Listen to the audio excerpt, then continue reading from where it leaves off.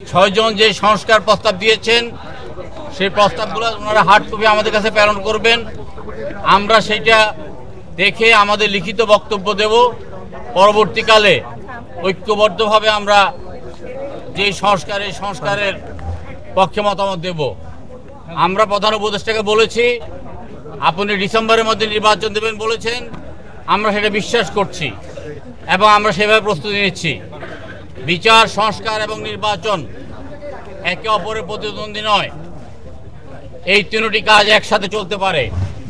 এবং আমরা এও বলেছি জাতীয় সংসদ নির্বাচনের পূর্বে স্থানীয় সরকার নির্বাচনের চিন্তা করাটা অত্যন্ত বিপজ্জনক হবে।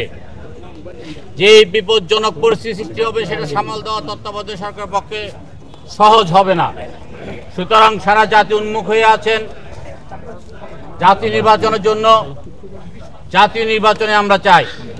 পাশাপাশি আমরা প্রধান উপদেষ্টাকে বলেছি দয়া করে আপনি আপনার উপদেষ্টা মণ্ডলীর পরিধি বৃদ্ধি করেন, দয়া করে আপনি দৃশ্যমান হন, কঠোর হন। আইন শৃঙ্খলার চরম অবনতি, দ্রব্যমূল্যের ঊর্ধ্বগতি, সড়কে বিশৃঙ্খলা, এই কথাগুলো আমরা বলেছি। আমরা প্রচলিত পদ্ধতিতে নির্বাচন দাবি করেছি এবং শতকরা 95টি রাজনৈতিক দল সর্বাগ্রে সংসদ নির্বাচন এবং প্রচলিত পদ্ধতিতে নির্বাচন দাবি করেছে। আমরা আবারও বসবো। আমরা প্রধান উপদেষ্টাকে সমর্থন করতে চাই এবং বলেছি আপনি আমাদের সরকার, এমন কারো পক্ষে আপনার কোনো পদক্ষেপ নেওয়া ঠিক হবে না যেটাতে আপনার নিরপেক্ষতা ক্ষুণ্ণ হয়। যারা গত নির্বাচনে আওয়ামী লীগের সাথে অংশগ্রহণ করেছিল তাদের ব্যাপারে আইনি ব্যবস্থা নেওয়া এবং তাদেরকে নিষিদ্ধের দাবি জানিয়েছি। আজকে আমরা একটি কথাই বলে এসেছি যে আমাদের আজকের মূল সমস্যাটাই হলো রাজনৈতিক। এখানে আগ্রাসন, আধিপত্যবাদ এবং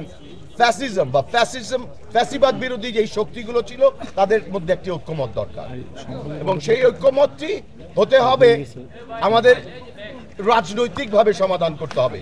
এই মুহূর্তে বাংলাদেশের জনগণের চাওয়া একটি জাতীয় নির্বাচন, সেই নির্বাচনটা আগে দিতে হবে। কিছু কিছু উপদেষ্টা বলেছেন তারা নীতিগতভাবে সিদ্ধান্ত নিয়ে ফেলেছেন স্থানীয় সরকার নির্বাচন দিবেন। আমরা এটার প্রতিবাদ করেছি। বাংলাদেশে একটি গৃহযুদ্ধের মতো অবস্থা সৃষ্টি হবে যদি আজকে কেউ স্থানীয় সরকার নির্বাচন দেওয়ার ব্যবস্থা করেন। এবং আমরা সেই সাথে আওয়ামী লীগ এবং তার দোসরদের যারা গত নির্বাচনে আওয়ামী লীগের সাথে অংশগ্রহণ করেছিল তাদের ব্যাপারে আইনি ব্যবস্থা নেওয়া এবং তাদেরকে নিষিদ্ধের দাবি জানিয়েছি।